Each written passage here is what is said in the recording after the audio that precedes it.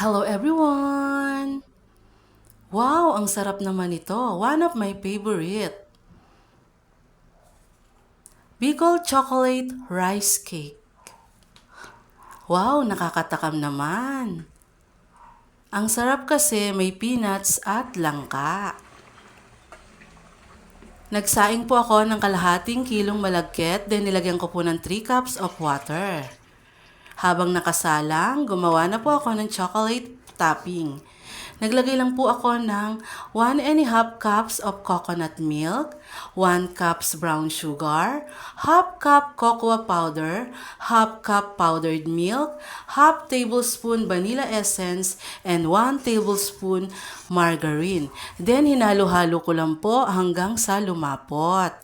After that, sa lagayan niya, nagpahid lang ako ng coconut oil. Then, nilagay ko na po yung sinaing na malagkit. First layer po. After that, nilagay ko na po yung mga langka na hiniwa-hiwa ko lang po ng maliliit.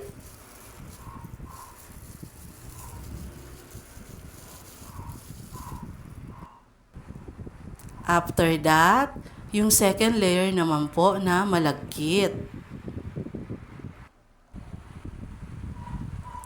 Inayos-ayos ko lang po yan and then nilagay ko na po siya ng chocolate topping.